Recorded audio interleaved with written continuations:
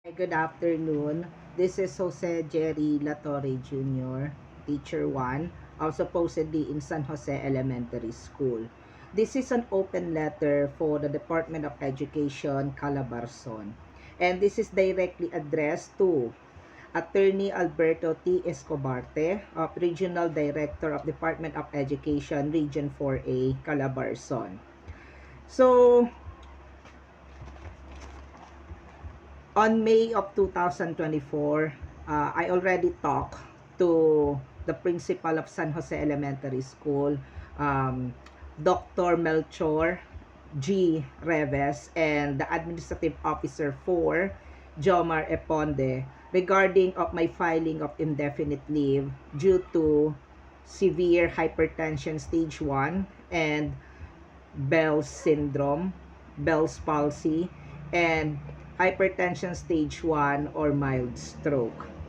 This is already filed on my previous school in San Isidro Elementary School, and I just want to continue the filing of my sick leave to San Jose Elementary School, where in fact that is now my bagong school, designated school. Then I already talked to them on May 2024 to get in front, face to face. Sinabi ko, Sir, kailangan ko muna i-continue yung filing of my sick leave due to I need to comply with all of the laboratories that I need to undergo, including the MRI or in all laboratory tests that I need to comply to support my diagnosis. Then, sabi niya, sige, pwede ka mag-indefinite leave, sabi niya. Then, pagbalik mo, kasi mahaba-haba yan, pagbalik mo, saka mo ibigay sa amin yung mga hospital records to support dun sa sick leave mo. In front of Mr. Jomar Eponde. Inutusan din niya si Sir Jomar Eponde na kunin lahat ng mga medical records na na-file ko sa previous school, which is in San Isidro Elementary School. So, nagkaroon na kami ng internal agreement na babalik ako on August 5 of 2024, which is the opening of classes. Then, that is on May 2024. Then, May, June, July, 2 buwan na lumipas, wala akong natanggap na any communications with them. Walang chats, walang calls, walang means of communication. So I assume na everything is okay. Wala akong kailangang i-send out. But in my response after that talk on June, after my first laboratory exam, nag-send out ako ng mga messages, nag-send out ako ng mga photos, nag-send out ako ng mga screenshots of my laboratories, including medical certificate to Mr. Jomar Eponde, but all of the sudden and unfortunately, hindi niya sinin. Wala rin siyang response or responses dun sa email ko. Alright. Then, on August 5, 2024, I was shocked. Hindi na sila nakipag-usap sa akin during that time. And this principal, Melchor G. Reves, hindi siya humarap sa akin. Ang pinaharap niya sa akin ay si Sir Jomar Eponde, which is inexplain ang tinatawag na AWOL and gross and habitual neglect. So that is the first time that I heard the reason. But the 2 months prior to that, wala ko narinig. May due process naman po tayo regarding that.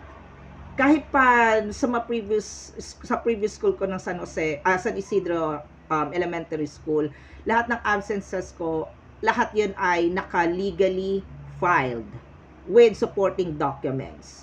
So, lahat yun nakaayos. And, lahat yan, nagbibigay sila sa akin ng notice. Lahat ng principal doon, bibigyan nila ako ng notice that I need to comply with this, to comply with that. So, lahat yun na-comply ko.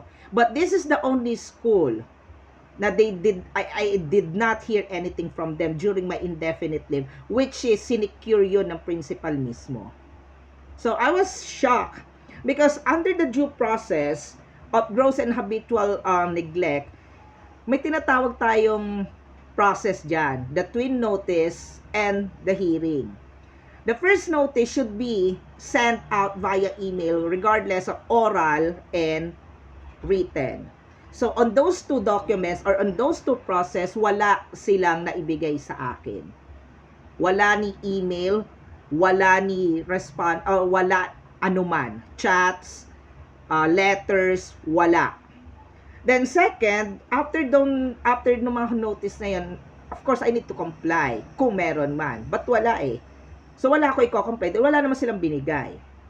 Then, heto na. On August 5, opening of classes, after that discussion, I tried to submit all of the records, the medical records, and suddenly this person, Jomar Eponde, or Mr. Jomar Eponde, did not accept all of my medical records at all. And he sarcastically laughed at me. Imagine, nagawa yan ng isang administrative officer without giving me any further advice, further communications prior to that indefinite leave.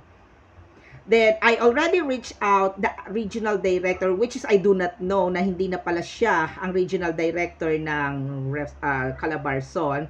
I reached out dun kay Ma'am Che, or tinatawag na Happy Che. And she mentioned that gagawin niya ang lahat para makatulong. But apparently, after 2 weeks of the typhoon that we already experienced in the country, wala rin ako natanggap from any of the sub-office together with the 4 PSDS ng Rodriguez Rizal. But they did mention na they will try to contact me. But wala.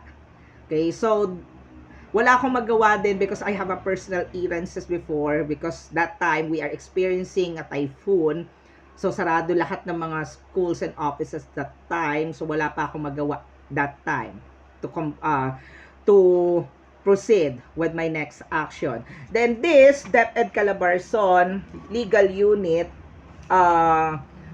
called me, and they keep on explaining the department order or the DepEd order number 49 series of 2006 section 5 on how to file a formal complaint, because that principal and that administrative officer is two separate identities. First, the principal is still under the teaching profession or the teaching personnel, and Jomar Eponde is not a teaching personnel. So, kailangan mag-file dun ng dalawa dun sa cases na yon.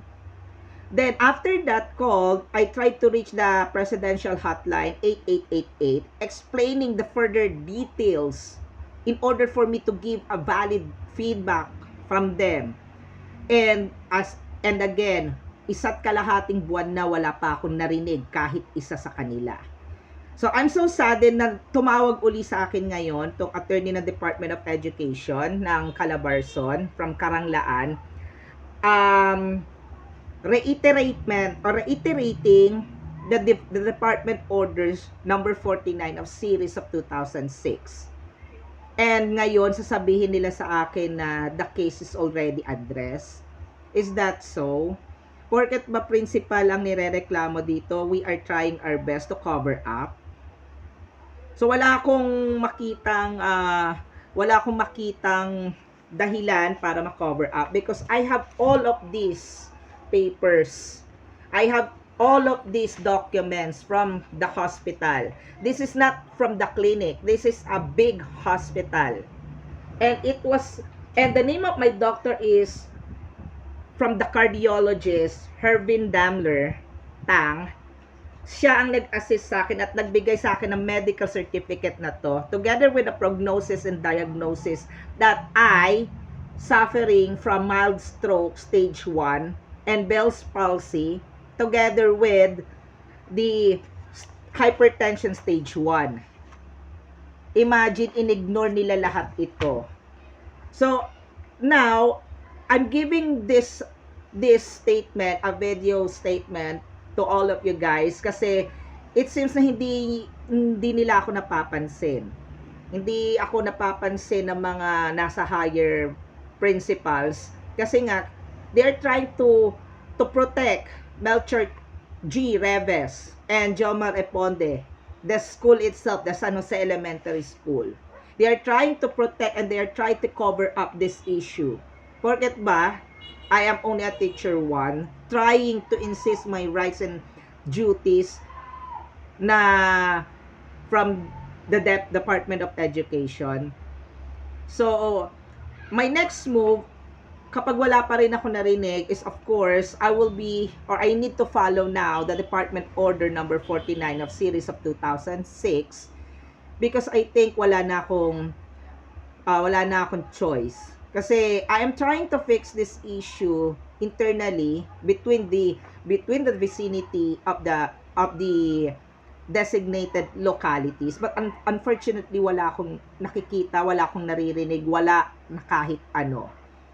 Okay, so I do apologize because I need to come up with this kind of open letter, but I think kailangan ma-voice out ito at malaman ng buong Pilipinas na kapag simpleng teacher ka lang at may kino-comply kang or may nirereklamo kang mas mataas sa'yo, including your principal, they are trying their best to protect the principal. So, I think I need to publish this in social media as well. Thank you very much.